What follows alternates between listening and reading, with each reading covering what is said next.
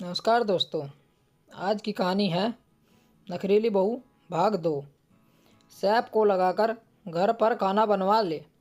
इतने लोगों का खाना तो मुझसे नहीं बन पाएगा। जब मनोरमा जी ने साफ साफ शब्द में कहा तब भी सौम्या बहुत नाराज़ हुई थी। हालांकि उसने अपनी किट्टी पार्टी बाहर होटल में की थी, पर 3 दिन तक मनोरमा जी ने बात नहीं की। कुछ दिन बाद सौम्या की किसी सहेली की शादी थी। उस दिन मनोरमा जी की तबीयत सुबह से ही खराब थी। जब शाम को अजय घर आया तो सौम्या शादी में जाने को तैयार थी, तो अजय ने कहा, अरे माँ की तबीयत खराब है, ऐसे में हम कैसे जा सकते हैं।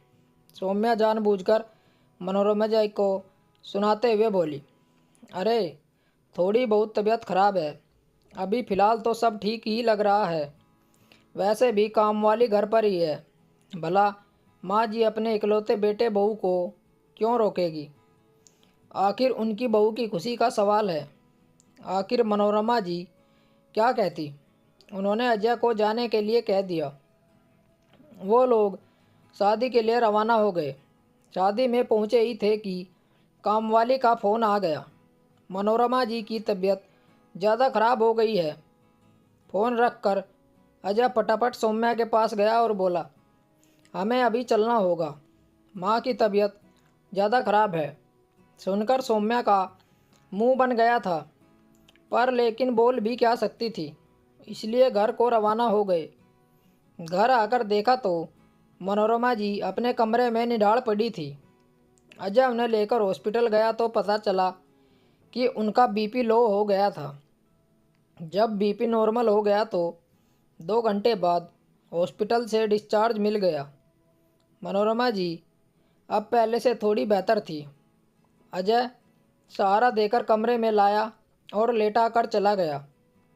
इधर सौम्या भरी बैठी थी। उसे तो लग रहा था कि सासू माँ नाटक कर रही है। भला 2 घंटे में कैसे ठीक हो सकती हैं।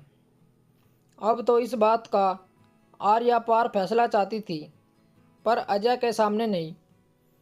दूसरे दिन भी उसे सुबह से बस इसी का इंतज़ार था कि कब अजय जाए और कब वो मनोरमा जी को 2 बात सुनाए। जब अजय ऑफिस चला गया तो वह सीधे मनोरमा जी के कमरे में पहुंची और जाकर चिल्लाना शुरू कर दिया, आपको शर्म नहीं आती। आपसे अपने बेटे और बहू की खुशियां नहीं देखी जाती।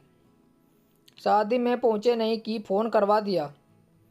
और ऐसी कौन सी तबीयत खराब हो रही थी जो 2 घंटे नहीं टिक पाई। इससे अच्छा तो 2 घंटे इंतज़ार कर लेती। 2 घंटे बाद घर आ ही जाते ना हम लोग, फिर आराम से निडाल होकर पड़ जाती। जब देखो तब अपने बेटे को फ़ोन करके परेशान करती रहती हो। इकलौता बेटा है तो क्या सिर पर चढ़कर नाचेंगी आप। आपकी बात सुनकर मनोरमा जी हैरान हो रह गई। फिर थोड़ा संभल कर बोली, बहू भला मैं तुम्हारी खुशियों से क्यों परेशान होती। मेरी सचमुच तबीयत खराब थी। पर सौम्या गुस्से में ज़ोर से बोली, अरे सच में तबीयत खराब थी तो थोड़ा सा सब्र नहीं कर सकती थी। इतनी देर में मर थोड़ी ना जाती। जब देखो मेरे पति को फ़ोन लगा देती है। बस कर बहू, बहुत बोल लिया तूने।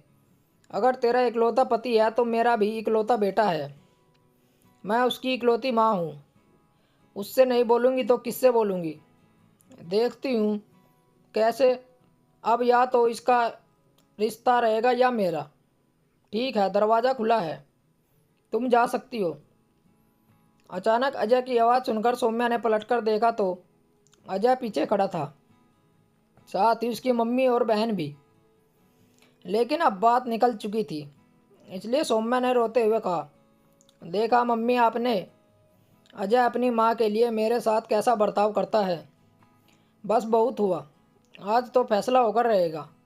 या तो ये औरत इस घर में रहेगी या मैं। मुझे सास नाम का झंझट नहीं चाहिए। लेकिन इससे पहले सौम्या की माँ कुछ कह पाती, अजय बोला, अच्छा फिर ठीक है, मुझे भी सास नाम का झंझट नहीं चाहिए, पर शर्त यह है कि तुम अपनी माँ से नहीं मिलोगी और मैं अपनी माँ से नहीं मिलूँगा। शर्त मंजूर है तो बोलो। मैं भी तैयार हूँ। दूसरा ऑप्शन है कि माँ तो इसी घर में रहेगी और तुम मेरे साथ किराए के मकान में रहोगी और मेरी सैलरी का आधा माँ के पास आएगा। बेटा होने के नाते मेरा फ़र्ज़ बनता है माँ का खर्च उठाना। मंजूर हो तो बोलो। आधी सैलरी में ही सारा काम करना पड़ेगा। शर्त मंजूर है तो बोलो। अब ना सौम्या और ना ही सौम्या की माँ को कुछ बोलते बना। आखिर जिसे ऐशो आराम की ज़िंदगी की आदत हो वह ऐसे कैसे काम करेगी। बस थोड़ी देर में ही सौम्या के आंसू गायब हो गए और वो चुपचाप चाय नाश्ते की तैयारी करने चली गई। वो दिन था और आज का दिन है। सौम्या ने मनोरमा जी को कभी परेशान नहीं किया। स्टोरी को लेकर आपकी क्या राय है, नीचे कमेंट करके ज़रूर बताइएगा। ऐसी ही और बेहतरीन कहानियों के लिए हमारे चैनल को ज़रूर सब्सक्राइब करिए।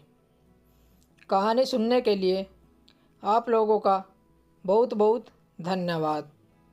राम राम दोस्तों।